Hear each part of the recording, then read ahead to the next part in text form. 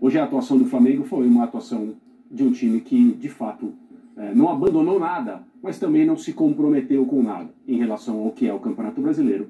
E essas escolhas, para mim, estão bastante claras. Tudo bem, Pedro? Tudo bem, Paulo. Abraço a você, Prates, Jean, André, o fã de esporte conosco. A gente não pode ser oportunista e querer dizer que o campeonato ficou aberto ou não para o Palmeiras só por conta do jogo de hoje. Aqui, acompanhando todos os amigos aqui da bancada, a gente já vem falando há algum tempo sobre a situação do Palmeiras. Eu acho que a chave vira da conversa naquele Palmeiras e Flamengo. Ali, independentemente do argumento físico, da situação de foco da próxima semana de mata-mata, de uma série de coisas que poderiam ser colocadas na mesa, estava muito claro que por mais que o Dorival não verbalizasse, as escolhas gritavam que o Campeonato Brasileiro, e por motivos óbvios, não estamos aqui para criminalizar, era o caminho mais longo, era o morro mais íngreme. E a partir dali, o tal time alternativo falado, que vinha muito bem, e é verdade, ele não consegue mais se impor como antes. Ele tem problema, porque é normal uma oscilação, tem problema porque o tal time alternativo muda muito de cara agora de um jogo para outro, de poupar, de jogador suspenso, jogador que acaba ganhando vaga em time titular. Então ele empata contra o Palmeiras, ele não joga nada bem contra o Botafogo e arranja o gol quando entra Arrascaeta, Pedro ali com o Vidal. Ele empata contra o Ceará, ele empata agora também contra o Goiás. Não é uma surpresa, só que quando a gente fala que a vantagem do Palmeiras ela vai muito além da pontuação, ou daquela conta louca sempre de sexta-feira, né? Pode cair para 5, pode ir a 11, pode cair para 4. Isso é um outro papo. A questão é muito mais como o campeonato se desenha. E essa rodada acabou escancarando. É um Palmeiras que conseguiu, precisava de qualquer jeito vencer ontem, venceu. A atuação é papo para muito debate, só que tinha de vencer, venceu. O Flamengo tinha de vencer, não venceu. E assim tem sido nas últimas rodadas. Quando a gente olha para frente, novamente, imagino que o Dorival não vá verbalizar, nem a diretoria, vai dizer que está na briga, que acredita, mas cada vez mais o Flamengo vai modular esse foco no Campeonato Brasileiro, porque tem uma final a se confirmar na Copa do Brasil, tem uma final já confirmada na Libertadores, e tem o Palmeiras agora com fôlego, trabalhando, ampliando a vantagem só no Brasileiro. Isso. Então, não é uma loucura a gente reafirmar que, mais uma vez, o Palmeiras está cada vez mais perto de confirmar esse título. É confirmar porque a gente já vem falando há algumas semanas.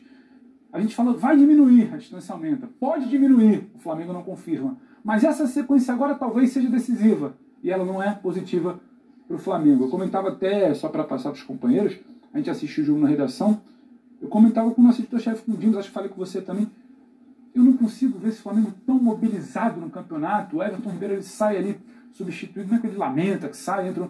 É uma coisa muito, cansada, e é normal. O cansaço é normal. E talvez falar isso também não faz mal a ninguém, ajuda a explicar. Então não consegui ver uma mobilização, só vi no final. Quando sai o gol de empate, tem poucos minutos, vamos correr atrás agora. Se fosse assim desde o início, talvez fosse diferente. O Flamengo não tem conseguido ser assim ao longo dos jogos do Campeonato Brasileiro. Concordando com o Pedro, Rafa, eu acho que o Flamengo em 3 jogos ele dá assim, claramente esses sinais, né, de que o Campeonato Brasileiro é mais para o fim da fila em relação às prioridades. Como ele mesmo disse, o confronto direto com o Palmeiras aqui em São Paulo, o jogo contra o Ceará, depois de um tropeço do Palmeiras, né, no dia anterior, e tendo ele, Flamengo, conseguido uma enorme vantagem, né, no que estava envolvido naquele pedaço de temporada, que tinha sido a goleada na Argentina, né, então pode de repente fazer diferente, usar um time alternativo na volta e o titular no Campeonato Brasileiro. Não acontece. E hoje eu acho que é um exemplo disso também, porque a bela vantagem que conquistou contra o São Paulo, é lógico, não é uma vantagem grande como foi contra o Vélez, mas é uma bela vantagem. E não é o Vélez, é o São Paulo. Mas ainda assim, né, o Palmeiras venceu. Se quisesse mesmo olhar para o Campeonato Brasileiro, não podemos hoje desperdiçar ponto de jeito nenhum. Talvez a configuração, a armação do time tinha sido um pouquinho diferente, né, Rafa? Pode ser. Boa noite, Paulo. Boa noite, companheiros, fãs de esportes também. Paulo, o Flamengo está vivendo uma situação esse ano muito semelhante ao que viveu no ano passado, quando o Atlético Mineiro dispara e a gente sempre falava o seguinte: olha, essa rodada o líder pode deixar pontos, o Flamengo que está atrás pode encurtar a diferença. Ele não encurtava, primeiro porque o líder não dava brecha, e segundo, quando o líder deu alguma brecha nesses últimos jogos, o Flamengo não aproveitou. E me parece que as opções do Dorival hoje não deram a resposta que ele esperava. A gente já falou aqui do grupo do Flamengo, que é um elenco muito forte, um elenco muito qualificado. mas que para alguns jogos do Brasileiro, esse grupo não tem jogado, não consegue apresentar o que se espera. Né? Hoje a opção foi de ter o Vitor Hugo como um camisa 10 em alguns momentos, o Everton Ribeiro começou de um lado, o Vidal do outro, o Thiago Maia mais recuado. O formato do time é igual ao time que a gente tem visto em Copas, né? Sem os mesmos jogadores. Sem o Gabriel, sem o Pedro, enfim, Felipe Luiz e por aí vai. Agora, esse time em Goiânia no primeiro tempo hoje praticamente não jogou. Se viu muito bem marcado pelo Goiás, até correu alguns riscos no primeiro tempo de sair atrás na primeira etapa. Aí eu tô com o Pedro, quando sai atrás no final do jogo, ali faltando 10, 12 minutos, consegue empatar a partir de um escanteio, mas em nenhum momento demonstrou assim uma reação de que você olhava e falava o seguinte, não, agora o Flamengo em 8, 10, 12 minutos pode virar o jogo. Isso não apareceu na Serrinha. Né? Em pouquíssimos momentos nós vimos o Flamengo muitas vezes com a bola, mas muito a bola na intermediária. Então o líder não deu brecha.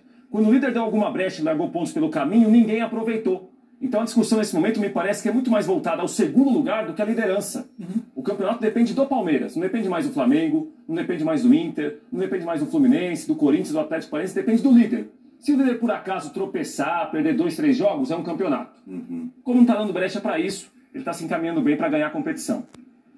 Tudo bem, Jean? Tudo bom, Paulo? Boa noite para você, boa noite para os companheiros. Pois é, a questão é a seguinte, a gente e acho que todos nós, se eu posso falar em nome de todos, a gente vem há muito tempo dizendo que o grande perseguidor do Palmeiras é o Flamengo, né? Do time que pode tirar o título do Palmeiras é o Flamengo. Só que nós estamos há 5 rodadas, nas últimas 5 rodadas, com 4 vice-líderes diferentes. Então é um Flamengo que não vem conseguindo confirmar nos últimos tempos essa condição do grande perseguidor. Se me perguntarem hoje quem é o time que pode tirar o título do Palmeiras, eu vou continuar afirmando. Acho que o Flamengo, apesar do Flamengo estar a 9 pontos e o Internacional está a 8, eu vejo mais possibilidade do Flamengo tirar esse título do Palmeiras do que do Internacional. Embora, claro, o Flamengo tenha outras frentes importantíssimas, vale dizer, o Flamengo tem até o final do Campeonato Brasileiro, né? Mesmo que ele resolvesse de uma hora para outra começar a escalar todos os titulares no Brasileiro, e acho que não vai fazer isso, porque, repito, a questão não é o jogo contra o Goiás, não é o jogo contra o Ceará. Se o Dorival não fez isso no jogo contra o Palmeiras, que ali eu acho que as coisas poderiam eventualmente ter mudado, mas ele não fez, eu acho que não vai fazer. Mas ainda que resolvesse fazer isso, a gente está falando dessas últimas 12 rodadas, em 3 delas, certamente, mesmo que o Flamengo resolvesse usar os titulares daqui para frente, em 3 delas, ele certamente teria que mudar o time. Antes da final da Libertadores e antes das 2 finais da Copa do Brasil, que também acontecem em outubro. Então, realmente, assim, a ideia de que o Flamengo é o grande perseguidor, acho que ela permanece por conta do poderio desse elenco, da capacidade que tem, muito mais do que por aquilo que a gente está vendo dentro de campo. E aí também não estou falando só dos resultados, não. Porque eu acho que a gente tem visto, né, partidas recentes do Flamengo, algumas até mesmo com vitórias, em que o Flamengo não está conseguindo jogar aquilo que poderia. O jogo contra o Ceará e o jogo de hoje contra o Goiás têm em comum o primeiro tempo muito abaixo. E abaixo não só do que pode-se imaginar, potencial esperado, abaixo do que os times que o Flamengo mandou a campo nessas 2 partidas já mostraram o que são capazes de fazer. Então vamos imaginar que o Flamengo tivesse entrado no jogo com o Palmeiras aqui em São Paulo com a força máxima e eventualmente tivesse vencido. Não aconteceu. Depois que o Palmeiras abre a porta no sábado à noite, quando desperdiça pontos, o Flamengo joga domingo pela manhã, faz um primeiro tempo muito ruim com o Ceará, não consegue vencer o jogo. São 2 oportunidades que eram diretas ali. E se a gente der mais um passo nesse contexto, né, que não se apresentou, que depois de tudo isso, se o Flamengo tivesse aproveitado essas 2 oportunidades, o Palmeiras ainda seria eliminado da Libertadores na mesma semana do jogo contra o Ceará, ou seja, alguns dias depois, o fim de semana que está terminando agora poderia ter sido completamente diferente em relação à matemática do título. Mas é aquilo. Já depois do jogo contra o Ceará, a gente falava que quando um time aplica uma vantagem ao redor dos 10 pontos, tem muita coisa que precisa acontecer e quase todas elas no sentido oposto dos objetivos desse time que está na liderança, para que ele perca de fato essa gordura que é conquistada, que é conseguida com mérito. E acho que a resposta mais importante em relação a caminhada para o título nesse fim de semana, quem tinha que dar era o Palmeiras. Depois daquilo que o Abel falou na entrevista triste, sombria, reclamando de arbitragem,